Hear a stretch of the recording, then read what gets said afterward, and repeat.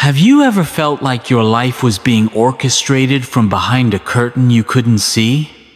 Like invisible hands were pulling your strings, twisting truth into something unrecognizable, sowing doubt into your decisions, making you question the very things you know deep in your bones. There are people who don't throw punches. They don't raise their voice. They fight with shadows, with confusion, with whispers designed to make you feel like you're the problem. They don't attack your weakness. They prey on your goodness, weaponizing your patience, your empathy, your silence, and turning them into tools against you. But you weren't born to be a pawn in someone else's game of control. You were built to stand like a mountain, steady, unshakable, rooted in clarity, guided by reason. And today, we're going to explore powerful Stoic strategies to help you reclaim that ground. Stay with me. This might just change how you see everything. 1. Silence is the weapon of the wise. In a world polluted by manipulation and distortion, our first instinct is often to speak, to defend, to justify, to resist the chaos with our own noise. But understand this: those who seek to manipulate you, to ensnare you in their theater of confusion, they crave that reaction. They want to pull you into their tangled web of debate, to exhaust you, to drain you, to lure you into a never-ending maze of explanations and defenses. They don't argue to find truth. They argue to conquer your attention, to seize your focus, to tighten the grip on your emotional state. But what happens when you meet that chaos, not with words, but with stillness? When you respond not with noise, but with composed, grounded silence, you break the rhythm of their design. Your silence becomes a fortress they cannot breach, a mirror they cannot distort. They don't panic because you attacked, they panic because you refuse to engage. Silence unsettles the deceiver. It strips away their stage lights and exposes their performance for what it truly is: shallow, desperate, built on the fragile hope that you will react. Words can carry power, yes, but so can their absence. Stoic silence is not emptiness. It's a declaration of sovereignty. It signals, without a single word, that you will not be baited into games beneath your dignity, that your clarity, your self-command will not be hijacked by provocation. In choosing silence, you reclaim the high ground. You strip away their ability to twist your responses, to bait you into positions of weakness, to feed off your emotional investment. Once you remove that fuel, their influence withers. You rob them of momentum. You stop the story they are trying to script around your reactions. That is the beginning of mastery. Because true power is not always loud. Sometimes, the most potent response is simply the refusal to respond. Sometimes, it is the stillness that speaks loudest of all. 2. Manipulators thrive on your reactions. The manipulator's strength doesn't come from truth, it comes from your reaction to their provocations. The moment you argue, explain, defend, or try to prove your virtue, you hand them the very currency they seek: your energy, your focus, and most dangerously, control over the terms of the encounter. But when you meet them with authentic silence rooted in discipline, not in fear, they are left empty-handed. They find nothing to twist, no emotion to weaponize, no opening to regain the upper hand. In that stillness, their carefully choreographed performance starts to unravel. A deceiver cannot survive without someone to deceive. They require engagement to sustain their illusion. But when you withdraw not from weakness, but from mastery, they are forced to confront the emptiness of their own words. And that's when the mask begins to crack. This isn't passivity, it's power. As the ancient book of Proverbs tells us, even a fool is thought wise if he keeps silent. Why? Because silence exposes the difference between noise and meaning. It commands attention without needing explanation. Remember, even Christ, when dragged before those who twisted his words and intentions, did not plead for them to see him. He didn't engage in debates with those already determined to misunderstand him. He stood firm. He let the weight of his silence speak louder than 1,000 words. That is not avoidance. That is discernment. The Stoic knows when to speak and when to withhold, when to act and when to endure. True strength is not in how loudly we respond, but in how firmly we remain unmoved. This is vital silence, is only powerful when it is rooted in virtue. If your silence comes from fear or resentment, it's not strength, it's repression, waiting to explode. The Stoic practices silence not to hide, but to master himself to be still not just outwardly, but inwardly. Because when you no longer fear the discomfort of not reacting, when you can sit calmly in the storm, without offering your energy to it, everything changes. You are no longer a player in their game. You become the immovable center. That's the shift. When you stop defending yourself to those who seek no truth, when your worth is no longer up for debate, you become untouchable. And that, more than any argument or counterattack, is what breaks the manipulator's power. Not fury, not explanations, but silence. In the last section, we uncovered the quiet but devastating truth that manipulators only win when we agree to play their game. The way forward is not through louder arguments or sharper comebacks. It's through refusal. Through stepping off the board altogether. And this is where the real transformation begins. Consider Christ before Pilate. Falsely accused, mocked, his words twisted by those determined to condemn him.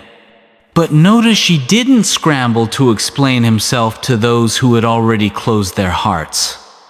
He didn't flood the air with protests or plead for validation. He spoke sparingly. He stood in unwavering composure. He chose dignity over performance. This is Stoic strength at its most refined. Presence without pleading. Clarity without chaos. And yet, this is precisely where most of us struggle. We've been conditioned to believe freedom comes by proving the liar wrong, by forcing the deceiver into the public square, exposing them under the harsh light, demanding the world acknowledge the truth. But this belief, it's misguided. Manipulators don't operate in the open. They thrive in fog. They feed on blurred realities where doubt clouds certainty, where noise drowns out reason. The more you engage them on their turf, the more disoriented you become. The wise path isn't to outplay them. It's to step off the board entirely. But how? It starts with recognition. First, you must see the bait. Manipulators are skilled in using guilt, indignation, and carefully crafted provocations to pull you back into their arena. They will say things meant to shake your certainty, to rattle your center, to drag you back into reaction. But the moment you see the tactic, you are no longer trapped by it. Second, master the art of silence. Not every accusation deserves your answer. Not every fire requires your breath. When you withhold your reaction, you strip them of oxygen. You force them to face the empty theater of their own theatrics. You become the mirror they cannot distort. Third, cultivate unshakable self-respect. The Stoics taught us to fiercely know what is ours and what is not. Your worth, your clarity, your values. These are not fragile things, dependent on another's recognition. When you stand anchored in your principles, no manipulator can move you. You do not defeat manipulation by wrestling in its mud. You overcome it by rising above it, by refusing to be pulled into the exhausting spiral of reaction and counter-reaction. And when you do, something almost magical happens. The manipulator who once seemed so calculated and confident begins to lose their grip. Without your compliance, their strategies collapse. Without your energy, their game dissolves into dust. What once felt like their control is revealed for what it really was: dependency. They weren't in control. They depended on you playing along. So withdraw. Not from fear, but from power. Refuse to participate. Refuse to respond. Let them unravel in the silence. And as they do, you will see the truth. Their power was never real. It existed only as long as you agreed to play by their rules. Withdraw that agreement, and you reclaim the one thing they could never touch: your freedom. 5. Clarity as the antidote. Why do manipulators work so tirelessly to keep you distracted? Because they know the truth. Chaos is their ally. They weave confusion like a spider spins its web not with brute force, but with small, deliberate strands. Petty arguments, false urgency, endless demands for justification. These are their tools. Their goal is never truth. It is always distraction. Because if you ever stepped back, truly stepped back, you'd see the entire game for what it is. And the whole house of cards would crumble under the weight of its own deceit. Manipulation cannot survive clarity. It suffocates in the light. It thrives only in fog. And once you see clearly, once you call things by their true names, you become unreachable. Many fall into the trap of overanalyzing. They think, if I just listen carefully enough, if I decode their words perfectly, I'll finally understand them. But this is a fool's game. Their words aren't doors to understanding. They are traps. Carefully crafted half-truths. veiled insults, selective flattery. They don't speak to reveal. They speak to entangle. And the more you chase clarity inside their maze, the more lost you become. The Stoics taught us to treasure what is rare and what is real. Christ warned us not to cast pearls before swine, not because truth is weak, but because it is sacred. It should never be trampled by those who cannot recognize its worth. Your energy, your discernment, your presence, these are sacred too. They are not offerings to be squandered on those who twist reality not in ignorance, but in malice. True clarity demands that you know when a conversation is no longer a search for truth, but a performance meant only to control. But clarity isn't just about seeing them for who they are. It's also about seeing yourself without illusions. Manipulation only works where there is a wound to exploit. They don't overpower you. They press where you are already unsure, where guilt still lingers, where fear still whispers. They make you feel you must prove your worth, earn your place, beg for their approval. But this is a lie, dressed in the comfort of the familiar. Until you name it for what it is, it will continue to rule you from within. Ask yourself, why do their words hold such weight? What fear makes you hesitate to walk away? What truth about yourself have you been unwilling to face? Because once you confront these shadows honestly without flinching, you remove their leverage. Their control was never about their power. It was always about your unhealed places. And clarity begins the moment you face those places. Make no mistake, freedom has a cost. When you stop playing along, manipulators don't retreat quietly. They escalate. They accuse. They play the victim. They test the strength of your clarity with every weapon they have left. But this is your final trial. If your clarity is true, it will hold.